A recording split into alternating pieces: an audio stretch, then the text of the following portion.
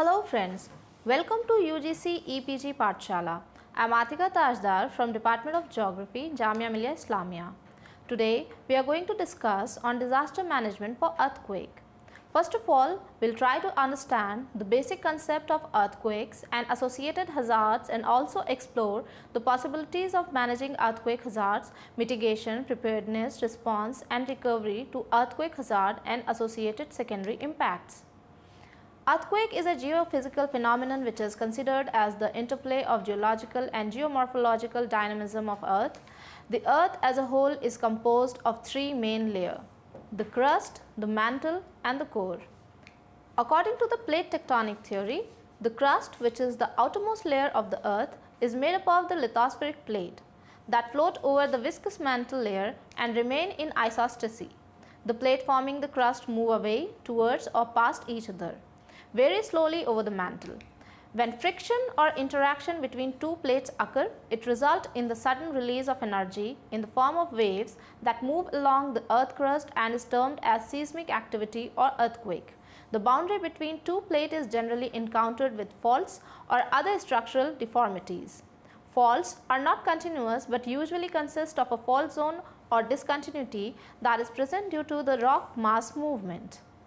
During an earthquake, the movement of rock block along the line of weakness give rise to seismic waves spreading outward along the surface of the earth in all directions simultaneously.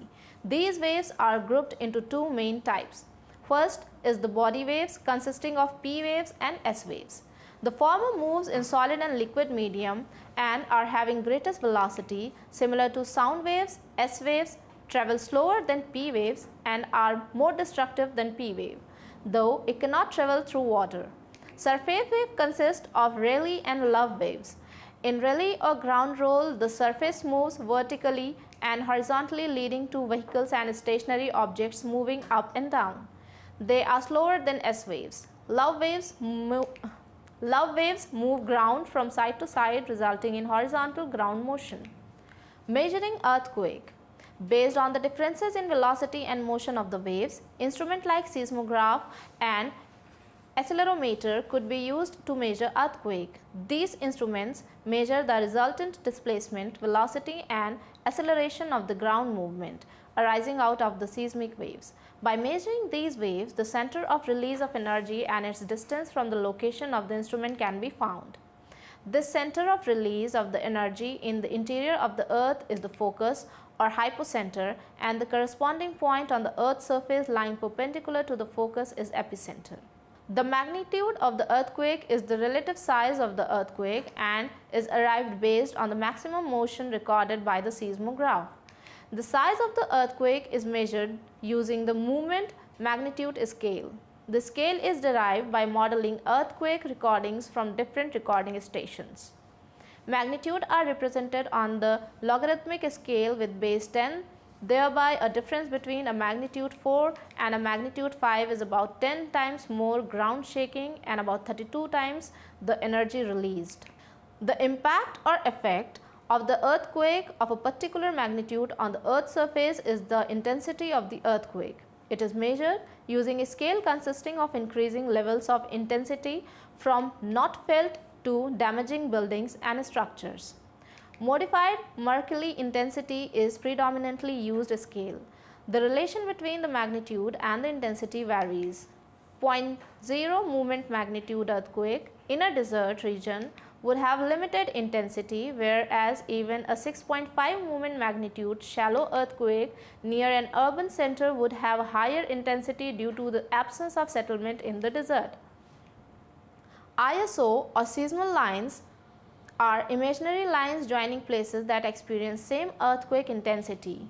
Co-seismal are imaginary line joining places that experience the earthquake at the same time.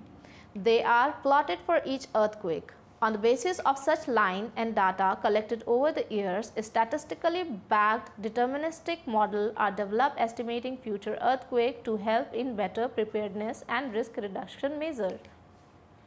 Due to unavailability of decade or century-old data as required, deterministic models are difficult to arrive at. Thus, a more realistic approach is the prediction of earthquake with the probability associated with it.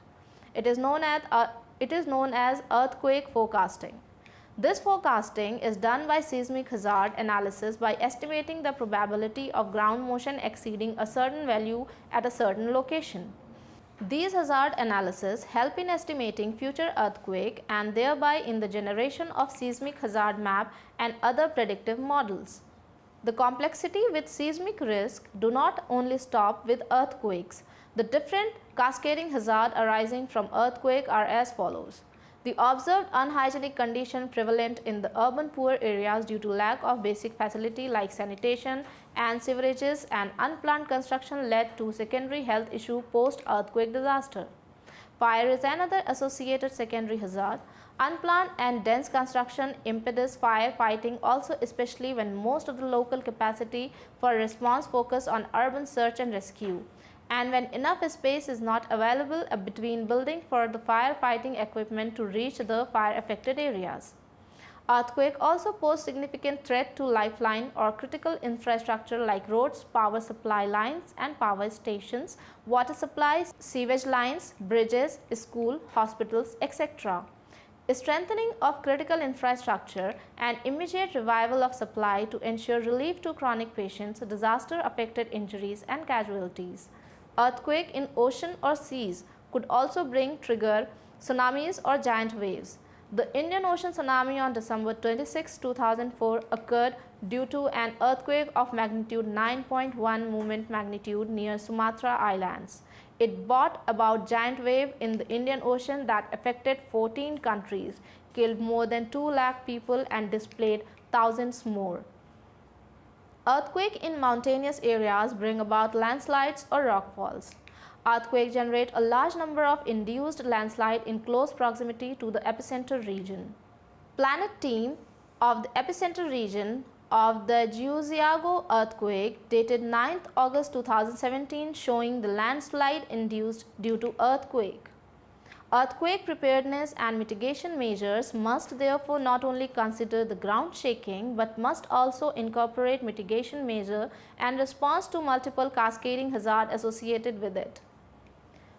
Earthquake and risk management.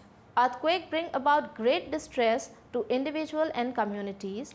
An analysis of the CRED data from 2000 to 2016 reveals India as the 4th highest number of deaths due to ground motion at 2,393 per earthquake. Average death per earthquake due to ground shaking analysis of CRED data. Considering the devastating impacts of earthquake not only due to the high number of casualties but also due to associated destruction to property, several measures have been undertaken to minimize the impact of earthquake and develop earthquake resilient structures. It is significant to note that the event of earthquake as a ground motion doesn't create destruction. It is their effect on building that causes the collapse of building or building components that impact the occupants of the building. Now, let us understand the effort to recognize and minimize earthquake risk. Earthquake zonation. Seismic hazard maps help in classification of areas according to observed and predictive past seismicity. India is divided into 4 zones, Zone 2nd to Zone 5th, with respect to the observed and probable seismicity according to IS 1893-2002. No location in India exists in Zone 1, as no location in the country is considered completely free from seismic hazard. IS 10893-2002 is the Indian standard pertaining the microzonation of seismic hazard. It has been modified on the least 5 occasions, with the major one post Latur 1993 and Bhuj, which is in 2001 earthquake. Microzonation thus at a national level is not sufficient to assess and prepare for seismic hazard. Tremors were felt in Delhi in correspondence with earthquake as far away as Nepal or Afghanistan. Thus, the changes observed in intensity of earthquake due to changes in geological and geomorphological configuration within the microzones led to the requirement of microzonation for seismic hazard. Microzonation involved the incorporation of seismological, geotechnical and geologic consideration along with the land use planning for estimating earthquake effect on the area under consideration. It is thereby aid in site or design consideration in order to be less susceptible to earthquake damages. Better equipment, motion station, and advent in interpretive sciences and probabilistic and deterministic assessments led to a better understanding of seismic hazard in map of a smaller scale. While macrozonation gives an indication about the most credible earthquake in the particular area and the probability of its occurrence, microzonation helps in identifying area with a district or a metropolitan city that could be more susceptible or damages, for example due to liquefaction potential of the soil, or the construction practice in the place area being unsuitable to the most credible earthquake probability. Construction code: any building must consider the following forces: wind, dead load, which is the weight of the building components; live load, the variable weight due to the occupancy like people, furniture, machinery, etc., and earthquake load. The building must stand stiff under normal condition by taking into consideration the first three loads, while during ground shaking associated with earthquake, the building must be ductile enough to dissipate input energy and not collapse completely. The extent to which the building must be ductile would depend on the location of the building and the geological constituents of the ground in these locations. Wind and earthquake load is the only during the occurrence of extreme wind condition or during ground motion, whereas the design of the building taking into consideration the dead load and live load is completely under the control of the building designers and construction workers. The fact that a building is not tested for its durability or for its capacity to withstand wind or earthquake load, unlike automobiles or other products sold in market post obtaining fitness certificates from concerned authorities. For building, the occupation certificate, which is also called OC, issued by the local administration, certifies the compliance of the buildings to the local health and safety requirements. Occupation certificate is issued on the basis of the construction code in place. These are developed to identify suitable building construction material and method for earthquake resilience of building based on the seismic hazard map and the micro and macro zonation.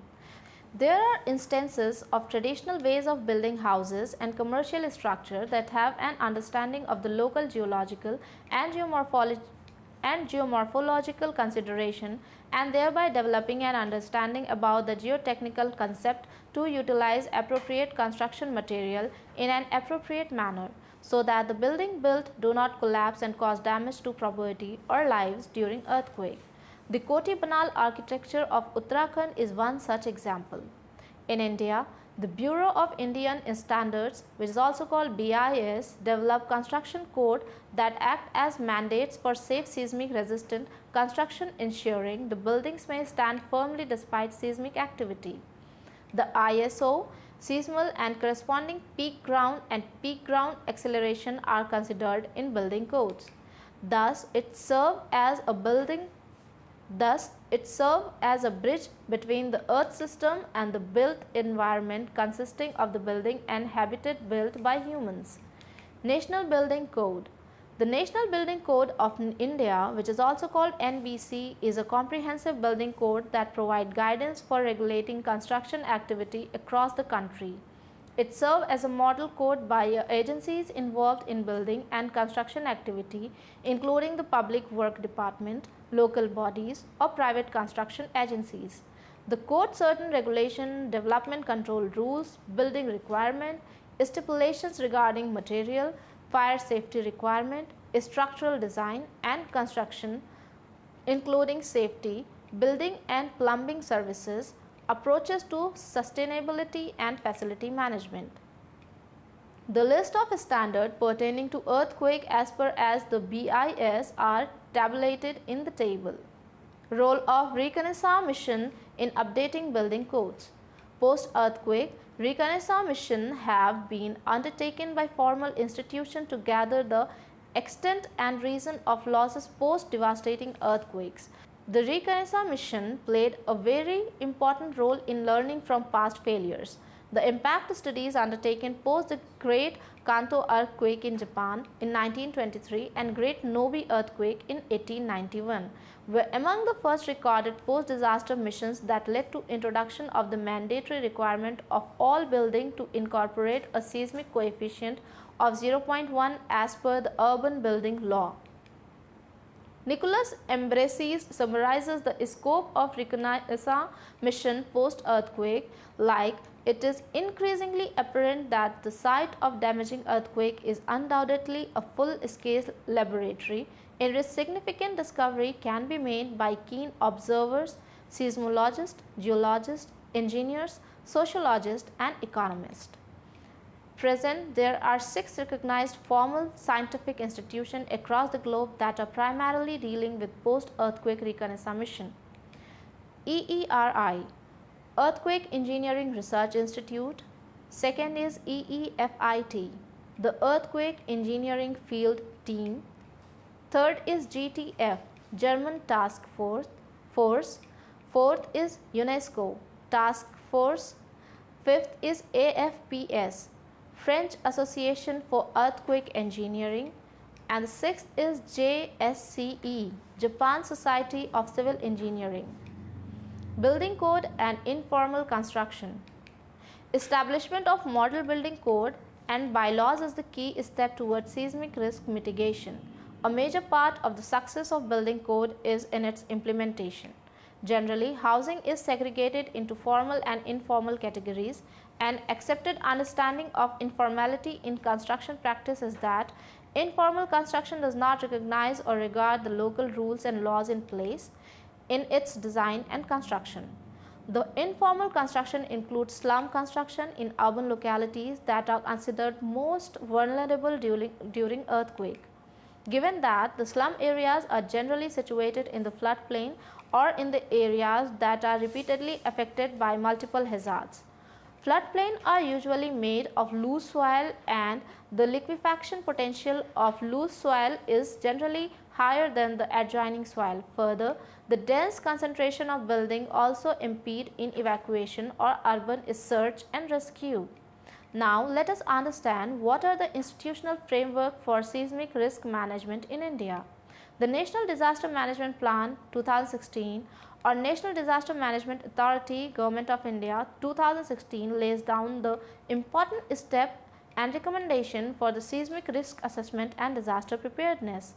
The plan has entrusted India Meteorological Department to monitor earthquake and form a real-time seismic monitoring network and disseminate information to agencies involved in earthquake tracking, research, mitigation and response.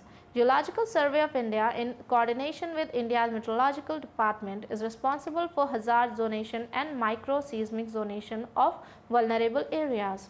The National Disaster Management Authority, National Institute of Disaster Management and other science and technology department and institutions have been entrusted with the task of earthquake hazard risk and vulnerability assessment.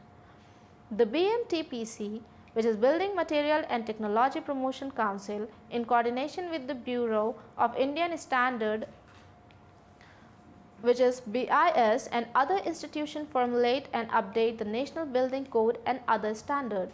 The State Department are required to act accordingly and ensure measures to understand and mitigate seismic risk. The Ministry of Home Affairs, Government of India, is identified as the nodal agency for coordinating earthquake response and central assistance, while the State Disaster Management Authority, Revenue Department and Commissioner for Relief, along with the panchayats and urban level bodies, are responsible for the organization of immediate response and to seek further assistance if necessary from central agencies. A special housing scheme, retrofitment of prioritized lifeline structure.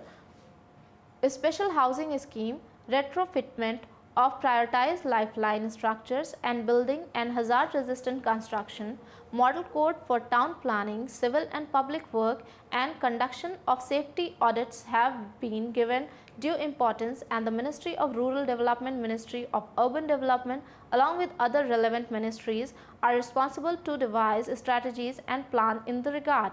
Development along with other relevant ministries are responsible to devise strategies and plan in this regard.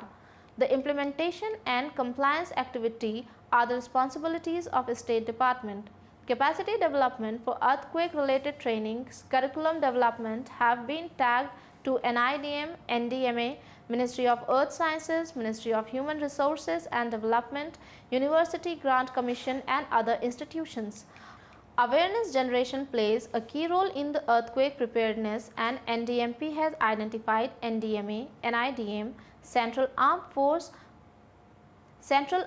Police Forces and National Disaster Response Force, which is NDRF, as the central agency in charge of carrying out mass media campaign promoting the culture of earthquake risk prevention, mitigation and management, promoting attitude and behavioral changes in the awareness campaigns, the promotion of risk transfer and insurance, community radio and the strengthening of civil society organization. All state departments, including state disaster response forces and fire and emergency services, civil defense, police, DDMA and panchayat are to assist and enhance the awareness campaign and promotion of culture of earthquake risk consciousness in the public.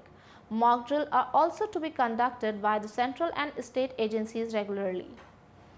Earthquake preparedness and response. The first priority in earthquake response is to minimize loss of life by undertaking effective search and rescue operation and the evacuation of affected people. Evacuation is categorized as preventive before materialization of hazard. Evacuation is characterized as preventive or post early warning before materialization of hazard, protective or as a precaution, rescue oriented falls under search and rescue and reconstructive resettlement in safe location. Search and rescue, which is also called SAR, is the technical activity undertaken by trained personnel who rescue and attain the casualties under adverse condition. A specific response during earthquake hazard include rescuing victim from rubble, special care in case of fire, evacuation of at-risk people in safe location, rendering first aid and positioning of ambulances. Earthquake recovery. The planning for earthquake recovery ideally begin immediately after the earthquake event. Decision regarding institutional mechanism for managing rehabilitation and reconstruction activities, allocation of financial resources, identifying and prioritizing reconstruction activities with a robust monitoring and evaluation and community information and communication program are essential in the post-earthquake recovery framework. The framework should be based on thorough analysis of reliable data pertaining to disaster impact and the post-disaster recovery needs. Alignment of disaster recovery with the National Development Goal, aid in better sustainability, and the mainstreaming of disaster risk reduction effort into development agenda. Key components of post-earthquake recovery include the managing post-disaster funds, monitoring and management of recovery process, transitional shelter programs, environmental and social assessment, decision pertaining to the relocation or rebuilding, debris management, focus on vulnerable segments such as women, children, elderly, differently abled, etc., proper seismic assessment, decision pertaining to land tenure or regularization of slums, income support or livelihood recovery programs. Now, let us summarize the lesson we have discussed. Earthquake is a geophysical phenomenon. Seismic activity or earthquake is a sudden release of energy in the form of waves that move along the earth crust. It causes the collapse of improperly designed constructed building or building component that cause impact on the occupant of building and bring about great devastation. Establishment of model building code and bylaws is the key step towards seismic risk mitigation. The National Disaster Management Plan 2016, the Disaster Management Authority, Government of India 2016 lays the plan of seismic risk assessment and addressal.